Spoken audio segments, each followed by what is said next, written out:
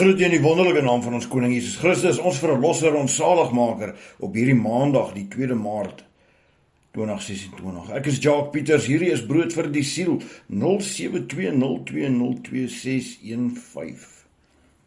Jy weet, ek blaai vanmôre so deur die boek van Amos, en ek soek eintlik die woord wat ek kan deel vanmôre, maar kan nie, want dit is, iets bring my net na die boek van Amos toe, maar dit is die een strafgerig op die ander, die een waarskuwing op die ander, en ek besef dat in Amos 5 vers 4 staan daar geskrywe, soek my, dan sal julle lewe. Vers 6 staan daar weer geskrywe, soek die Here, dan sal julle lewe. In vers 9 is daar geskrywe, hy wat verwoesting laat aanblits oor die sterke en verwoesting kom oor die vesting. Hulle het die man wat in die poort die reg handhaaf. Hulle haat die man wat in die poort die reg handhaaf. Luister mooi. Hier is 'n waarskuwing. Hierdie dinge wat ons lees in die boek van Amos, nou dit is 8 hoofstukke van waarskuwings. 8 hoofstukke van verwerping. Waarskuwings van kom reg, soek die Here. Strafgerig, op strafgerig.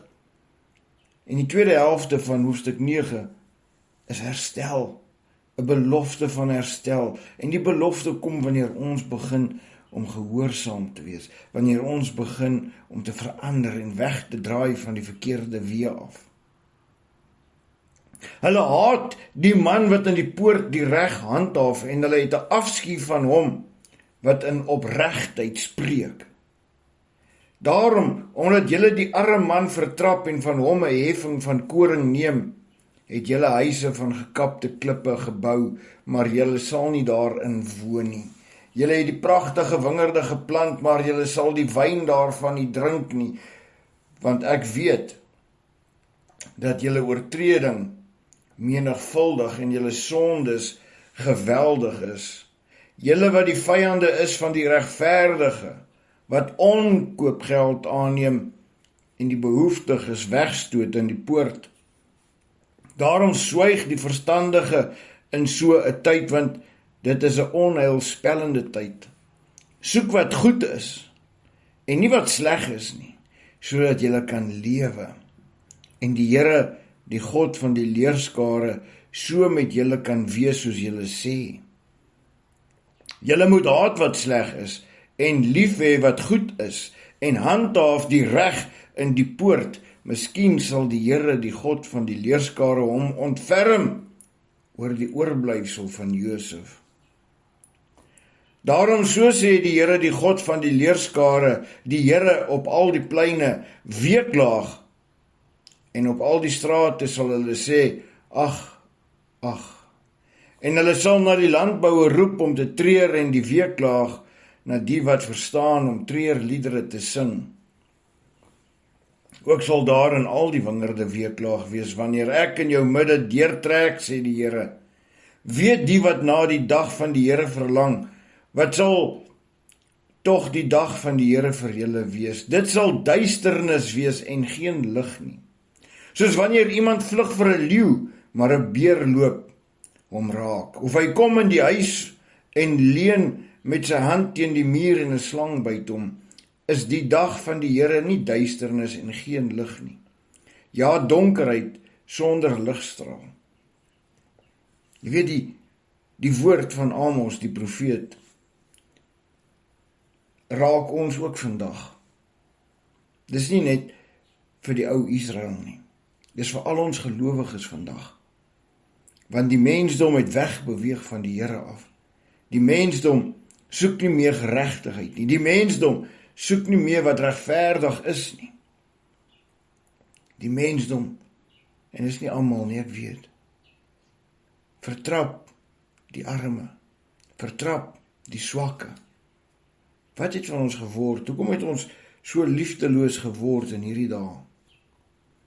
Hoekom het mense hierdie skynbaarheid van gelowiges, maar hulle is nie gelowiges nie, want hulle soek nie wat reg is nie.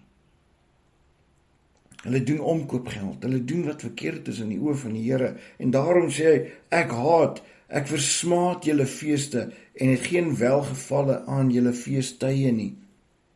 En hy sê nie dit omdat die feestuie niks beteken nie. Die Here wil hê ons moet fees hou in sy naam. Hy wil hê ons moet hom loof en hom prys. Hy wil hê dit moet uit ons harte uitkom.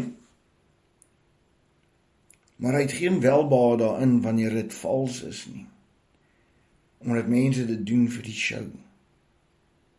Omdat mense dit doen vir enige ander rede behalwe om God te dien, om hom groot te maak. Vers 22, want al bring julle vir my brandoffers saam met julle spysoffers, ek het daar geen welbehae in nie, en die dankoffer van julle vetgemaakte kalwer sien ek nie met welgevalle aan nie.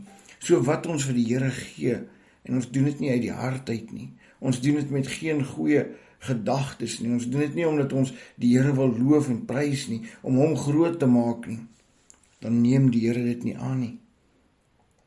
Verwyder van my die geraas van julle liedere en na die geluid van jou harpe wil ek nie luister nie. Jy sien, wanneer daar onreg in die midde is, terwyl daar lofsang toegepas word, wil die Here nie eers die liede hoor nie. Hy wil nie eers die worship hoor van die mense wie se harte sleg is nie.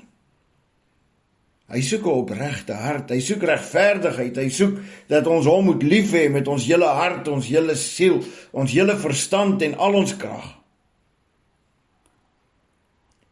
Vers 24, maar laat die reg aanrol soos watergolwe en geregtigheid soos 'n standhoudende stroom. Het julle aan my slagoffers en spysoffers gebring, 40 jaar lank in die woestyn, o huis van Israel. En ook gedra Sakut, julle koning, en Kewan, julle beelde, julle stergod, wat julle vir julle gemaak het. Daarom sal ek julle ander kant Damaskus in ballingskap wegvoer, sê die Here, wie se naam God van die leerskare is. Jy weet, as dit sleg gaan met 'n land, dan is dit omdat hulle wegbeweeg het van God af. Wanneer God nie meer hulle feestuie en dinge wil aansien, hulle liedere wil aanhoor nie, dan is dit omdat hulle wegbeweeg het van God af.